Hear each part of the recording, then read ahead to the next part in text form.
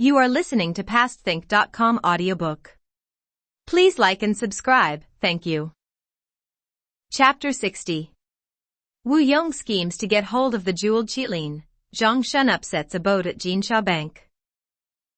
I rely on my small tongue, said Wu Yong, to go to the northern capital and get the jade Qilin to join us here just as easily as I take an article out of my pocket. But it would be necessary that a man of strange appearance should accompany me there. Li Kuei heard this and said, "Elder brother, I am willing to go with you." "You keep quiet," said Song Jiang. "I shall need you if there is any arson, murder, or looting to be done. But this requires artfulness, and your nature is not suitable for such work." "But am I not an ugly strange person?" said Li Kuei. "Why not make use of my strange appearance?" "I do not dislike you," said Song Jiang. "But if you go to the northern capital, and they found out your name, your life would be in danger." "Never mind that," said Li Kuei. "I think that Wu Yong will see that I am suitable." "You must listen to my 3 conditions," said Wu Yong. "If you do not agree to them, then you must stay here." "3 conditions will not stop me," replied Li Kuei. "If there were 30 conditions, I would agree to them." "The first condition," said Wu Yong, "is that you should abstain from wine because when you take it you have a violent temper. Second condition, you must dress as a Taoist acolyte and obey my orders implicitly. The third is difficult. From tomorrow you must not speak a single word, but act like a mute. If you will observe these 3 conditions you may go with me." "The first 2 I can observe, but the third is very hard," said Li Kuei. "If you open your mouth mischief is bound to happen," said Wu Yong. "I shall have to do it," said Li Kuei. "I can keep my mouth closed by having a copper cash on my tongue." There was general laughter at this. It was agreed to let Li Kuei go, and that evening a farewell banquet was held in the Loyalty and Justice Hall. Early the next morning Li Kuei donned the priest's garb and left the mountain with Wu Yong. For 5 days these two traveled along the road to the northern capital, daiming, and rested each night at inns on the way. Li Kuei kept his word, but found it very difficult at times to keep quiet when he had lost his temper. Upon reaching the capital they stayed at an inn, and one evening, when Li Kuei was in the kitchen cooking food he lost his temper and struck one of the servants. The servant went and complained to Wu Yong of this. Wu Yong offered apologies and gave the servant 10 strings of cash in compensation. The next morning after breakfast Wu Yong called Li Kuei and said, "You have begun to annoy me with your temper. Let us have no more of this. Today you must accompany me and keep out of mischief. If there is any trouble today you may endanger my life. I will now give you a secret signal. When I wag my head you must not move." They both then left the inn and went into the city. Wu Yong was dressed as a priest and carried a small bell. Li Kuei was dressed as an acolyte and carried a stick over his shoulder to which was attached a piece of paper with a text written on it, "Tell fortunes, and give advice on any matter for 1 tael of silver." At that time there were many soldiers in Daming Prefecture, because in the country around were many bandits and thieves. It was also the headquarters of Grand Secretary Liang, the commander-in-chief of the armies north of the Yellow River. Wu Yong and Li Kuei came to the city gate, where there was an officer of the guard. Wu Yong saluted him, and the officer asked, "Sir, where are you from?"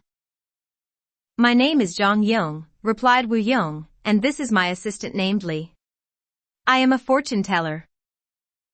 An inspector of passports was looking at Wu Yong's paper, when a soldier remarked, "This acolyte has the appearance of a thief."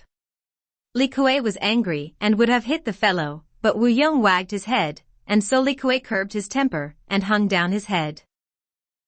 Wu Yong offered apologies for his assistant's quick temper, and then all being in order they went their way. As he went along the street Wu Yong rattled his bell and sang a ballad. Gone Luo a mandarin, when young. Ziya when old.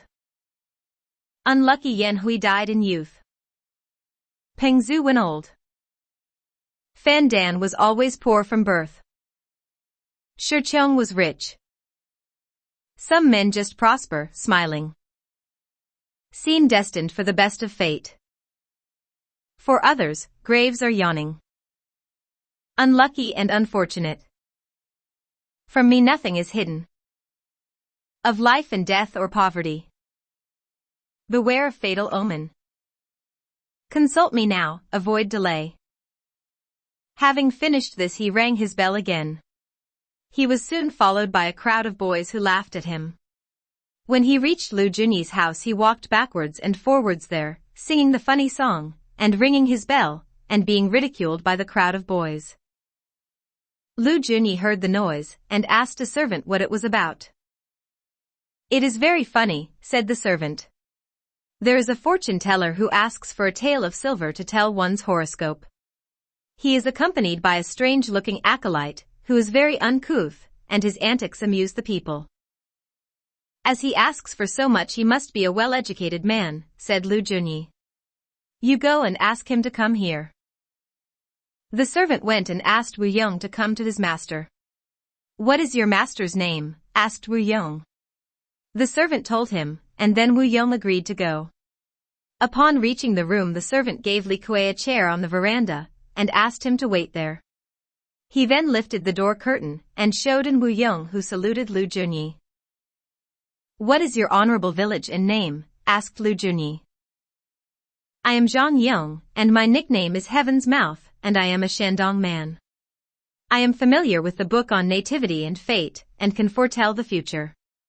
My fee is 1 tael of silver." Lu Junyi asked him to enter a smaller room at the back, and there sat down. The host ordered tea, and also a tael of silver to be given to Wu Yong. He then asked Wu Yong to tell his fortune. Wu Yong asked for the date, hour, etc. of his birth, but Lu Junyi said he did not want to know much of his good fortune, but whether any mishap would happen to him. "This year I am 32 years old, and was born in the last month of the year." Wu Yong shook his box, and throwing out the cash exclaimed, "How strange." Lu Junyi was startled and asked, "Is it auspicious or inauspicious?" "I cannot be straight with you," replied Wu Yong, "because you would not like it."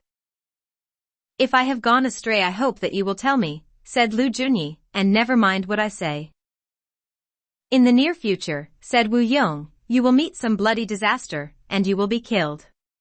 Your family possessions will all be lost." Lu Junyi laughed at this and said, "I am afraid that you have made a mistake.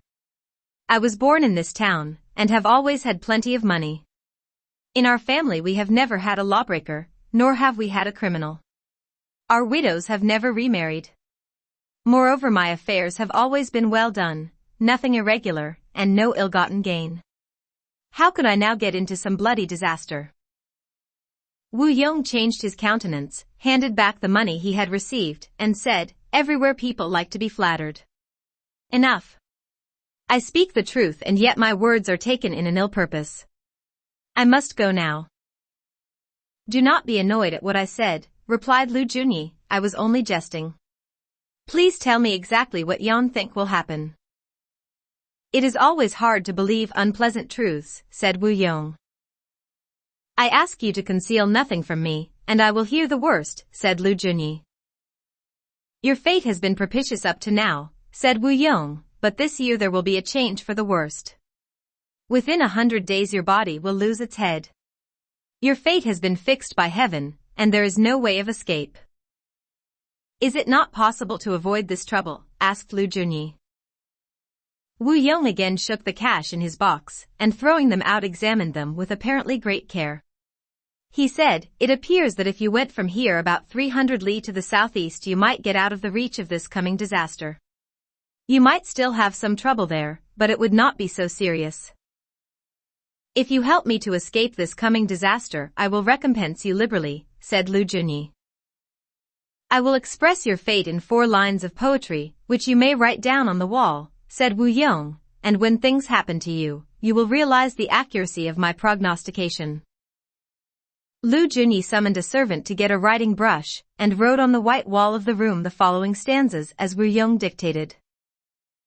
On bank a gallant hero strolls. His boat is hidden in the reeds. The end is destined by fate. No sorrow if he takes rest.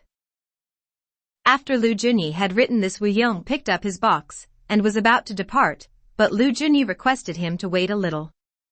Wu Yong, however, said he had some business to attend to, but he would come again some other day. Lu Junyi accompanied him to the door, and both Wu Yong and Li Kuei departed. Upon reaching the inn, they packed up their baggage, paid their bills, and left at once. When they were on the road again, Wu Yong said, "That business is finished. We can now quickly go back to Liangshan Marsh and await there for the arrival of Lu Junyi." When Wu Yong had left, Lu Junyi kept going over what he had said. He kept looking at the sky and was restless. One day he sent for all his employees to discuss matters.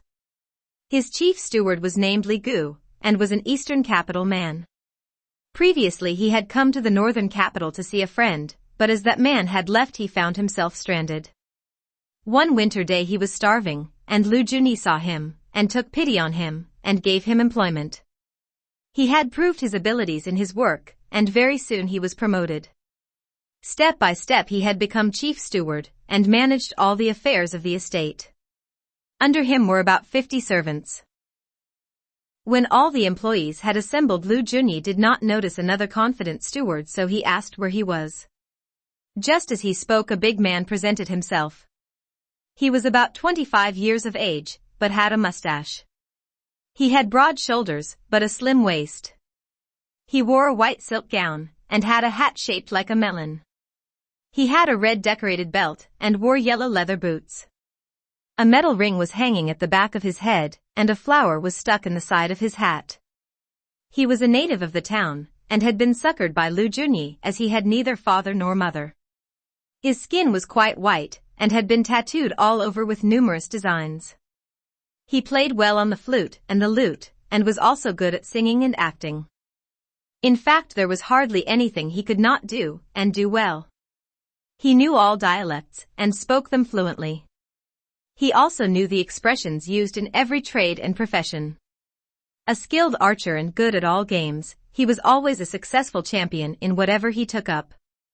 His name was Yan Qing, and he was known by his nickname the Prodigy. He was the confidant of his master Lu Junyi. It was he who now entered the room along with Li Gu, the steward. When he saw them enter, Lu Junyi spoke, "The other day I had my fortune told, and within 100 days I shall meet a bloody disaster. In order to avoid that fate I must go about 300 li to the southeast. The likely place I know is Mount Tai in Tai'an Prefecture, Shandong, where there is a temple dedicated to the Supreme Heavenly Emperor, who controls the births, deaths, and calamities of the people. I will go there and offer incense to redeem my sins. I can take refuge there until this threatening danger has passed by. While there I can buy and sell things, and also see the views. Li Gu, I want you to get 10 carts for me, and load them with suitable goods for sale there. You can accompany me on this trip. You can hand over today all my household affairs to Yan Qing, who will take your place. I want to start in 3 days from now." "Sir, I am afraid that you are making a mistake," replied Li Gu. "There is a saying, divinations can be forged in any form. You better not believe what fortune tellers say. If you remain here there will be no fear of any danger."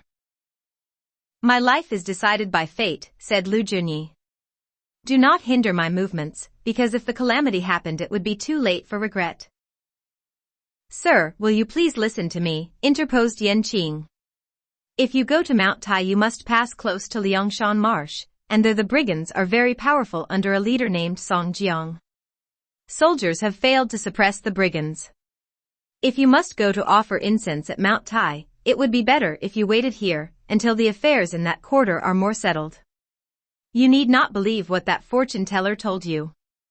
It may be that he was sent by the brigands to delude you, and so get you into their net.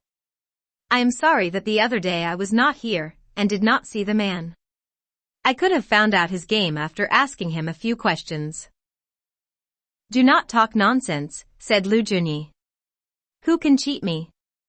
I do not care a rap for those fellows at Liangshan Marsh, because they are hardly worth a straw, and I myself could easily arrest them. Since my youth I have practiced all kinds of military drill, and am well known everywhere as a skilled fighter. When he had finished speaking, his wife came from behind the screen and said to him, "Husband, I have been listening to all you have said. There is an ancient saying, 1 li away from home, and things are not like home. Do not listen to what the fortune teller said. Stay at home and look after our own affairs instead of going to places where you will meet with danger. It would be better to prepare another room, where you can purify your heart and diminish the passion. Live there in solitude and nothing will of course happen to you." "You women do not understand affairs," replied Lu Junyi. "I have decided what I must do, and it is useless for you to interfere. I will go with you. I will not boast of my skill," said Yan Qing, "but if on the way we are attacked by brigands I will stand by you. I can defeat 50 such men myself." "I do not understand trading matters," said Lu Junyi, "and that is why I want Li Gu to accompany me. You can stay behind and take care of the house." "In the last few days I have been suffering from some foot trouble," said Li Gu, "and I cannot very well go with you."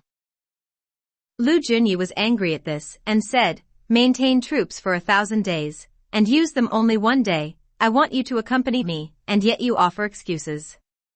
If anyone places obstacles in my way I shall have to land out with my fist." Li Gu was afraid, and looked helplessly at the wife who, seeing the position, withdrew behind the screen. Yan Qing even did not care to say another word. All the servants took their leave. Li Gu smothered his annoyance, and left the room to make arrangements for the journey. He got 10 carts and 50 men to pull them. 3 days later all was ready, and after sacrificing to the family ancestors, they took leave of all the household, who assembled to see them off. After the first day, Lu Junyi arranged for Li Gu and 2 men to go in advance, and make arrangements for the party to stay in the inns. On the journey Lu Junyi enjoyed the scenery, and the pleasure of traveling. He said that if he had stayed at home he would have missed all this. They had traveled for several days without any untoward incident happening. One morning, however, as they were about to leave, a waiter of the inn spoke to Lu Junyi, "Sir, I have something to tell you. You are only 7 li from Liangshan Marsh, and your road will take you close to that place. The chief of the brigands there is Song Jiang, and though he does not wish to injure travelers, yet you must go quietly on your way without any anxiety." Upon hearing this, Lu Junyi had a box unlocked, and taking out 4 white flags wrote 7 characters on each, "The generous Lu Junyi of the northern capital." He then displayed these on sticks, and stuck them on the carts. His men, upon seeing these flags, were downcast as they were afraid. The inn waiter also was surprised and asked, "Are you a relative of Song Jiang at Liangshan Marsh?" "No," replied Lu Junyi, "I am a wealthy man from the northern capital. I come here to capture that fellow." "Don't speak so loudly here," said the waiter, "because I do not want to be implicated in your affairs.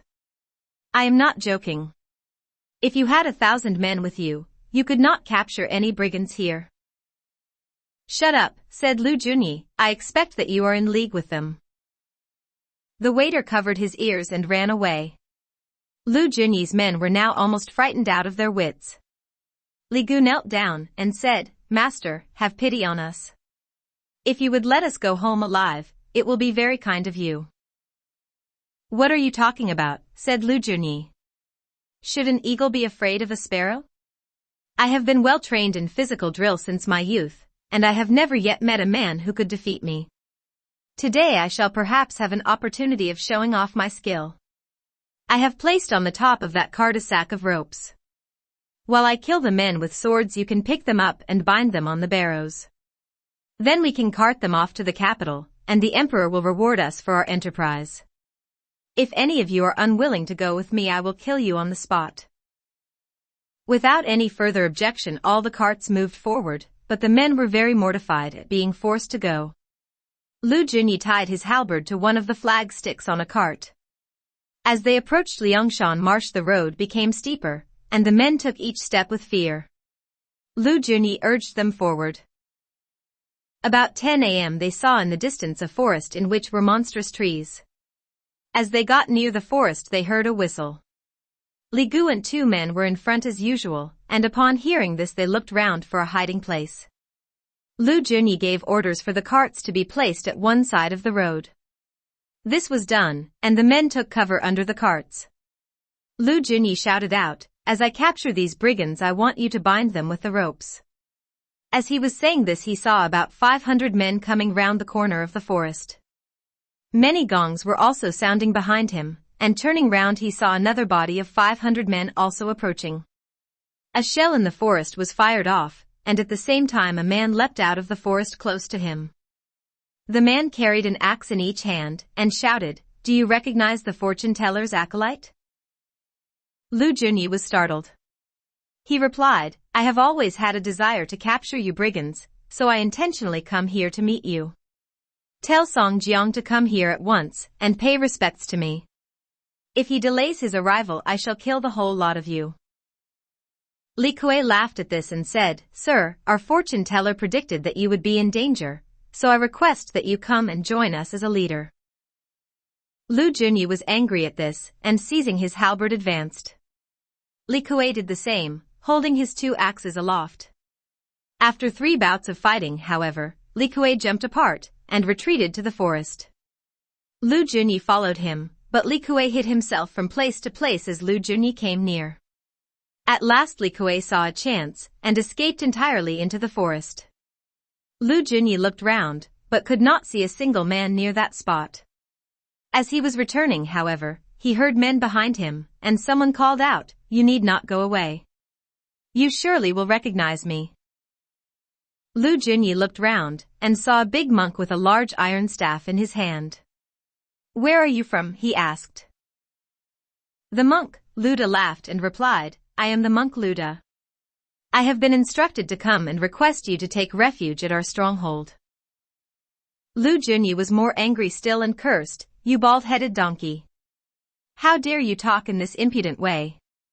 He then advanced with his halberd in hand, and Luda stood on defense ready to receive the attack. After 3 bouts, however, Luda ran away with Lu Junyi in pursuit. They had not gone far when Wusong, armed with 2 swords, stepped out of the trees, and faced Lu Junyi. He said, "Sir, if you will follow me there will be no bloody disaster." But Lu Junyi would not listen to this, and attacked Wusong. After 3 bouts, however, Wusong also ran away. Lu Junyi laughed at this, and called out, "I am not going to run after you, because evidently you fellows are of no importance." He had hardly finished saying this when he saw a man at the foot of the hill who called out to him, "Lu Junyi, you need not boast. Have you not heard of the saying, man fears falling into a trap, iron fears being cast into the fire?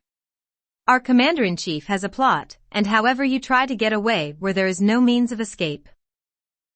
"Who are you, fellow?" shouted out Lu Junyi. The man laughed and replied, "I am Lu Tang, the red-haired demon."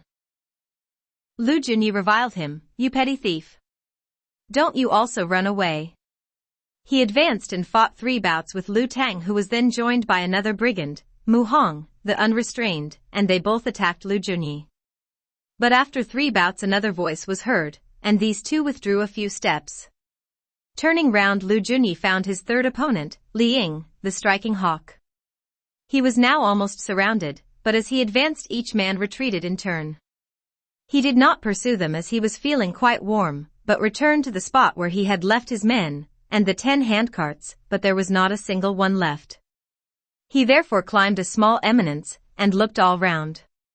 In the distance he saw both his carts and men in charge of a party of brigands. His steward Li Gu was bound with ropes. Lu Junyi was extremely annoyed at this, and seizing his halberd he started off to try to catch up with them. On his way, however, he met 2 leaders of the brigands who shouted, "Where are you going?" One was Zhu Tong, the beautiful whiskers, and the other was Lei Heng, the winged tiger. "You brigands," replied Lu Junyi, "go at once, and return to me those carts and men." Zhu Tong stroked his beard, and with a smile replied, "Do you not understand yet? Our wise leader has often said, in our galaxy of stars, some come, but none go. As you cannot get away from here, you better join us as a leader." Lu Junyi was again angry, and advanced to attack them. They fought for about 3 bouts, and then the 2 leaders retired. When he saw this, Lu Junyi thought that he must pursue them before he could get back his carts and men. But as he ran round the hill, his two opponents had disappeared. Up the hill, a number of drums were beating, and looking there he saw a yellow flag bearing 4 characters, Executor of Heaven's Wish. Under a large red silk umbrella stood Song Jiang with Wu Yong, and Gong Sunshing on either side. Behind them stood about 70 leaders who all saluted him, and called, "Sir, how are you?" Lu Junyi paid no attention to this, and simply cursed them. "Sir, do not be angry," interposed Wu Yong. "Our commander Song Jiang has wished to meet you for a long time, and he sent me to your house to get you to come to our mountain. He wants you to join us here, and not remain an outsider." Lu Junyi replied, "You are only brigands, and how dare you try to deceive me?" Hua Rong fixed an arrow in his bow, and called out, "Lu Junyi, don't be too confident in your skill, just watch my arrow." He then shot the arrow, which took the red tassel off Lu Junyi's cap. Lu Junyi was startled, and beat a retreat down the mountain. He saw thousands of men to the east and west, so he went towards the north. It was now evening, and he felt both tired and hungry. Mists were covering the ground, and there was no moonlight. He could not find even a small path in the increasing darkness. He tried several times, but was always forced to stop by some obstacle.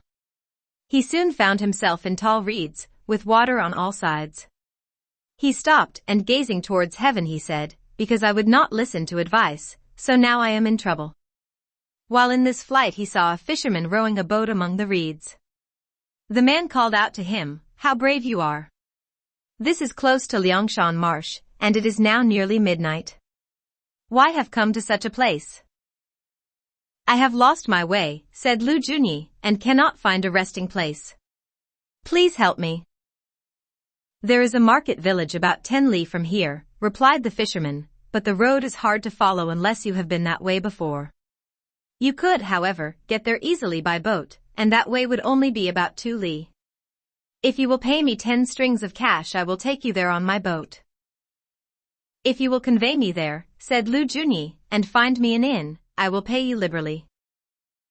The fisherman brought his boat to the side, Lu Junyi stepped on board, and the man pushed off. They had gone about 2 li when they heard another boat approaching. On that boat they soon saw 2 men, one of whom was stripped naked, and was punting the boat along with a pole. The other man at the stern was sculling. The first named man was singing. "For books a hero has no need. As brigand bold his life's secured. With crossbow tiger fierce is shot. By baited hook the fish is lured." Lu Junyi was afraid, and dared not utter a sound. He just then saw another boat emerging from among the reeds on his left, on which were also 2 men just as in the first boat. One also began to sing. "I'm not of violent nature, but chilling in my boat. I'm sure of being victor. Take brigands by the throat." Lu Junyi now realized his danger, especially as he saw a third boat sculled by 1 man who also began to sing. On bank a gallant hero strolls. His boat is hidden in the reeds. The end is destined by fate. No sorrow if he takes rest. When the song was ended the men on the 3 boats all saluted Lu Junyi, and called out Nua. They were the 3 brothers Ruan. Lu Junyi, being unaccustomed to swimming, asked the fisherman to take him to the bank at once. But the fisherman only laughed, and replied, "Above is the blue sky, below is the green water. I was born at Xuanyang River, but afterwards went to Liangshan Marsh. I am Li Jun, the muddy water dragon. If you, Lu Junyi, do not submit now, your end is very near." Lu Junyi was surprised at this, but said, "Then one of us 2 must die." He took his halberd, and thrust it at Li Jun, who seeing this evaded the blow by turning a back somersault into the water. Soon the boat began to move round in a circle, and Lu Junyi's halberd had been thrown into the water. Just then he saw a head emerge from the water, and it said, "I am Zhang Shun, the white fish." He seized hold of the rudder, and kicking the water, he overturned the boat, and threw Lu Junyi overboard. A plot to capture the phoenix and dragon. A trap to hold an extraordinary man.